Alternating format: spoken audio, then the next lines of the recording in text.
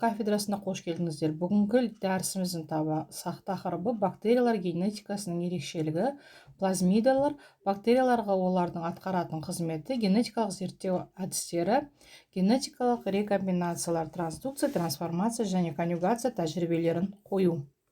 Генетика дегеніміз бұл тұқым қуалаушылық пен өзгергіштікті зерттейтін ғылым болып саналады. Тұқым қуалаушылық дегеніміз болашақ ұрпаққа ата-анадан берілетін белгілердің қайталануын тұқым қуалаушылық дейміз. Ал өзгергіштікке келетін болсақ, ол әртүрлі сыртқы орта факторларының әсерінен келесі ұрпақта жаңа белгілердің пайда болуы немесе бар белгілердің жоғалып кетуін біз өзгергіштік деп атаймыз. Бактерия хромосомасына келетін болсақ, бактериялардың геномының өзгергіш репликациялану қабілетті генетикалық элементтерден тұратын, оны репликондар деп атаймыз. Бактериялардың тұқым қуалаушылық ақпараты ДНК нуклеотидтерде орналасады. Бактерия хромосомасының сақина пішінде екі жіпше ДНК молекуласынан тұрады. Бактерия хромосомасы гаплоидты гендер жинағынан тұрады. Хромосома жасушада өте күрделі қызмет атқарады. Бактериялардың генетикалық ақпараты негізінен нуклеоидты хромосомада болады және хромосомадан тыс тұқым қуалаушылық факторлар ол плазмидада, транспозон және аэс тіркестерінде орналасады. Нуклеоид цитоплазманың ішінде орналасқан екі жіпшелі ДНК молекуласынан тұрады. Онда бактериялардың генетикалық маңызды ақпараты орналасады. Бұл эукариоттағы ядро прототипі, бірақ ол мембранамен шектелмеген болып келеді. Тұқым қуалаушылықтың хромосомадан тыс факторлары. Оларға жаңа айтып кеткенде бірінші плазмидалар жатады. Плазмидалар ол автономлы репликациялану және генетикалық ақпарат тасымалдауға қабілеті бар, хромосомадан тыс орналасқан сақина тәріздес ДНК молекуласы болып табылады. Плазмидалар цитоплазма ішінде орналасады. Орналасуына байланысты ол бос күйде тұратын болса, оларды плазмидалар дейміз. Нуклеоидтармен байланысқан түрін эписомалар деп атаймыз. Плазмидалардың қасиеттеріне келетін болсақ, олар хромосомадан тәуелсіз көбейе алады, трансмиссивтілігі бар, әрбір бактерия жасушасында бола бермейтін, яғни тұрақты элемент емес, элементарлық рекомбинациялық интеграциялық процестерге қатыса алады, мөлшері әртүрлі болады, микробтар арасында өзара іріктелуіне себепкер болады, әрбір бактерияның 10-20-ға дейінгі көшірмелері бола алады, хромосомадан тәуелсіз, жаңа айтып кеткендей көбейе алады. Плазмидалардың түрлеріне келетін болсақ, F плазмидалар аталық жыныстық плазмидалар болып табылады. Бұл генетикалық рекомбинацияларда қатысады. Аллоплазмидалар, R плазмидалар антибиотиктерге тұрақтылықты қамтамасыз етеді. FTF плазмидалар, HL плазмидалар, N плазмидалар және кол плазмидалар деген плазмидалардың бірнеше түрлері болады. Олардың әрқайсыларының өздерінің атқаратын қызметтері бар. Жылжымалы генетикалық элементтер, бұлар хромосомадан тыс тұқым қуалаушылық элементтері болып саналады. Бұлар аэс тіркестері мен транспозондар. Бұлар да бактерия жасушасының міндетті компонентіне жатпайды. Бұлар бос күйінде хромосомалардың ішінде орналасады. Бұлар плазмидалар тәрізді генетикалық ақпарат тасымалдаушы элементтер болып саналады. Өзгергіштік дегеніміз не? Өзгергіштік бұл организмдің сыртқы орта факторларының салдарынан атадан балаға берілген белгілердің ішінде жаңадан пайда болған белгілерді айтамыз. Немесе тұқым қуалаушылық атадан балаға берілген қасиеттердің ішінде бар белгілердің жоғалып кетуін өзгергіштіктер деп атаймыз. Өзгергіштердің бактериялардың өзгергіштердің бірнеше түрі бар. Бірінші фенотиптік өзгергіштік ол тұқым қуаламайтын өзгергішке саналады. Екінші генотиптік өзгергіш. Генотиптік өзгергіштер ол тұқым қуалайтын өзгергіштерге жатады. Фенотиптік өзгерістер кезінде ол морфологиялық, дақылдық, биохимиялық түрлері болады. Ал генотиптікке келетін болсақ, ол мутация, түрлі мутагенді факторлардың салдарынан пайда болатын өзгергіштер. Екінші генетикалық рекомбинациялар. Генетикалық рекомбинацияның 3 түрі болады: трансдукция, конъюгация және трансформация түрлері кездеседі. Фенотиптік өзгерістер ол тұқым қуаламайды, қолайлы жағдайға жасанды бейімделу адаптация ретінде пайда болатын үрдістерді айтамыз. Бұл фенотиптік өзгерістер ол бактерияға қолайлы жағдай туған уақытта ол бастапқы қалпына қайта келе алатын белгілер өзгергіштер болып саналады. Мысалы, бактерияларда антибиотикке уақытша төзімділіктің пайда болуы, мысалы түрлі колониялардың S пішінді колонияға айналуы, бұлардың барлығы фенотиптік өзгеріске жатады. Бұлар тұқым қуаламайды, бұлар қайтымды процесс болып саналады. Мутация дегеніміз ол ДНК алғашқы құрылымындағы өзгерістер болып саналады. Пайда болу себептеріне байланысты мутация спонтанды, ешқандай себепсіз өзінен өзі түсініксіз жағдайларда пайда болатын. Екінші, индуцирленген мутация болады. Мутагендердің салдарынан, мысалы ультракүлгін сәулелерінен, антибиотиктерден, түрлі сәулелердің салдарынан пайда болатын өзгергіштерді айтамыз. Орналасуына байланысты. Ол қай деңгейде орналасады? Хромосомаларда. Біз мектеп программасынан білеміз, хромосомада делеция, дупликация, транслокация деген сияқты өзгерістер хромосомалық деңгейде, олардың құрылымының өзгерістері.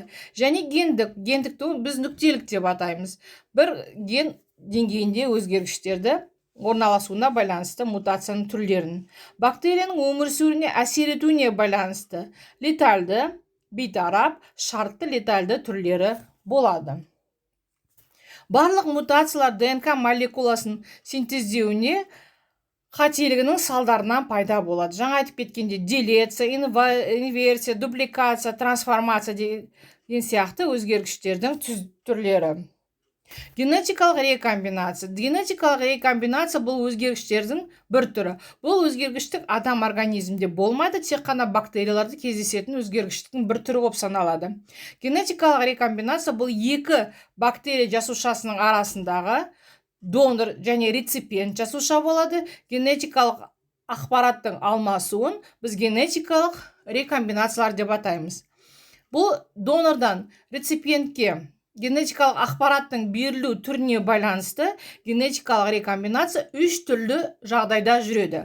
Бірінші трансформация, екінші трансдукция, үшінші конъюгация деп аталады. Генетикалық рекомбинация, трансформация, трансформер деген сияқты бұл бактерия жасушасы донор мен реципиент арасында кәдімгі қарапайым жанасу кезінде донордағы генетикалық ақпарат реципиентке өздігінен өте алады. Бірақ бұл трансформация болу үшін міндетті түрде донордың ДНК сақинасы міндетті түрде екі жіпшелі болу керек. Бұл өзіндегі бір жіпшесін реципиентке беріп, екінші жіпсесінен өзіне толық сақинаны қайтып репликация жасауына қабілетті жасушалар донор жасушасы бола алады. Мысалы, бұны бізде кітапта берілген тәжірибе бар. Бұл жерде бізге тышқандарға тәжірибе қойған. Тышқандарға тәжірибе қойған уақытта бұл кезде пневмококты алған. Бұл жерде патогенді пневмокок ауру туғызатын және ауру туғызбайтын пневмококты алып, ауру екеуін де тышқандарға жіберген. Ауру туғызбайтын пневмококтың салдарынан тышқан тірі қалады. Ауру тудыратын пневмококтың салдарынан тышқан өледі. Ал үшінші тышқанға ауру туғызатын пневмококты қыздырып өлтіріп, ауру туғызбайтын пневмококты тірі күйінде енгізгенде тышқан өледі. Бұл не себептен өледі? Тышқан жасушасына енген уақытта, тышқан ағзасына енген уақытта патогенділік фактор ауру туғызбайтын пневмококтарға өздігінен өтіп, ол патогенді қасиетке ие болады. Мұның соның салдарынан трансформация үрдісі ашылған. Мұны мысалы тышқандарға берілген пневмокок ауру туғызатын, ауру туғызбайтын және екеуін араластырып енгізген уақытта бөлінген дақылдың түрі және тышқан не себептен өледі? Бұл жаңағы патогенді фактор өлген пневмококтан тірі пневмококқа, ауру туғызбайтын пневмококқа өтіп, бірақ тышқанды өлтіруге қабілетті күйге айналды. Трансдукция. Трансдукция бұл жерде де генетикалық ақпаратты донор береді, реципиент қабылдайды. Бірақ бұл трансдукция үрдісінде көмекке міндетті түрде бактериофагтың көмегімен жүретін үрдіс.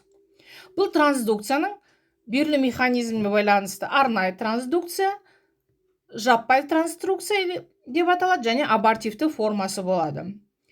Арнайы трансдукцияда донор жасушасына енген бактериофаг уже алдын ала кодтайды, мен қандай белгісін аламын деп. Ол бір мақсатпен донор жасушасына еніп, белгілі бір қасиетті алып, реципиент жасушасына жеткізеді. Ал жалпы трансдукцияда ол бактериофаг донор жасушасына енеді, кез келген белгіні алады да реципиент жасушасына енгізеді. Ал абортивті формасында донордан алынған генетикалық материал жолда жоғалып, реципиентке жете алмайды. Бұл генетикалық ақпараттың алмасуы бактериофаг көмегімен жүреді. Мына сызбада көрсетілген донор жасушасынан генетикалық ақпаратты фаг алып, реципиент жасушасына жеткізеді. Үшінші генетикалық рекомбинацияның түрі ол конъюгация. Конъюгация кезінде донор жасушасының құрамында міндетті түрде F плазмидалар болу керек. Бұл F плазмида өзінен жыныстық кірпікшелер кодтайды. Сол жыныстық кірпікшенің көмегімен донор мен реципиенттің арасында көпір пайда болады. Сол көпір арқылы донордағы генетикалық ақпарат реципиент жасушасына енеді. Генетикалық практиканың маңыздылығы не? Қазіргі таңда генетикалық практикасы медицинада өте маңызды болып саналады. Ол гендік инженерия саласында қолдану түрлі дәрі-дәрмектер алғанда, тұқым қуалау және өзгергіштіктің молекулалық негізіне бактериялық үлгіде зерттеу, антибиотиктер, ферменттер өндірісін микробиологиялық іріктеп алу жағдайында, вакцина дайындауда, диагноз қоюда, бактерияның хромосомалық жүйесін зерттеуде, бактериялардың бір-біріне жақындығын, түрін анықтауда, жұқпалы ауруларға диагноз қою саласында осы генетикалық зерттеу әдістері кеңінен қолданылады. Мысалы, мына жерде микробиологиялық диагностикада генетикалық зерттеу әдістерінің қолданылу мақсаты. Бұл не үшін қолданамыз? Бактерияларды идентификация, яғни түрін анықтау үшін, емдеуде гендік инженерия жолымен түрлі дәрі-дәрмектер, вакциналар, ферменттер, антибиотиктер алу саласында, профилактика жаңа айтып кеткен вакциналар дайындау саласында қолданылады. Генетикалық зерттеу әдістері бұл мысалы 3 түрлі әдісі кеңінен қолданылады. Бірінші, молекула гибридизация әдісі, полимеразды тізбектік әдісі, лигазалы тізбектік әдіс кеңінен қолданылады қазіргі таңда. Молекула гибридизация әдісі кезінде бұл диагностикалық мақсатта қолданылады.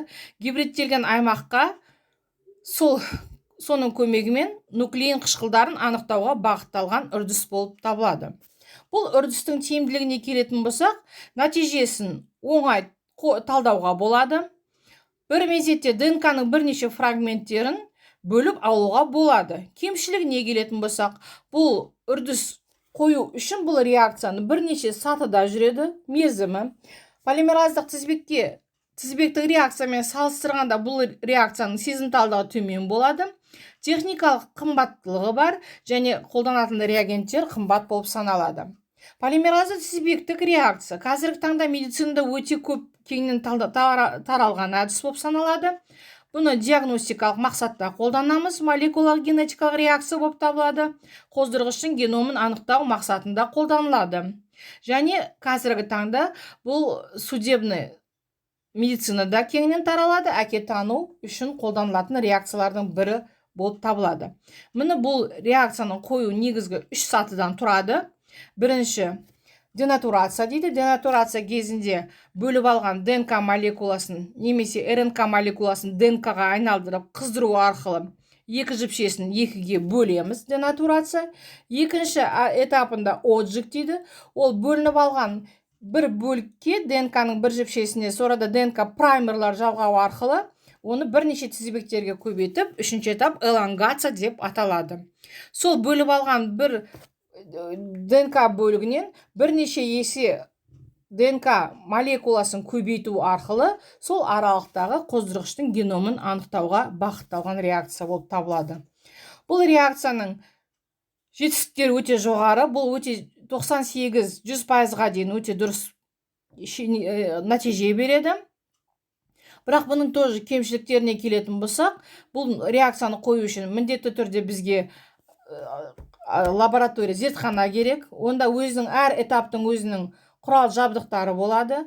Бұлардың тоже бірнеше этаптардан тұрады зерттеу әдісі. Сонымен қатар реагенттігінің қымбаттылығы осы жетіспеушіліктеріне жатады. Биотехнология. Қазіргі таңда гендік биотехнология кеңінен тарайды. Бұл биотехнология әдістерімен біз не жасаймыз? Түрлі вакцина, түрлі дәрі-дәрмектерді қолдану, соларды биофабрикаларда жасушалық жаңадан стволовые клетки дейміз, жасушалар алу үшін осы гендік инженерия тәсілдерін қазір медицинада кеңінен қолданып жүрміз. Міне гендік инженерия тәсілдері. Дәрісті тыңдағандарыңызға көп рахмет. Осымен дәрісіміз аяқталды.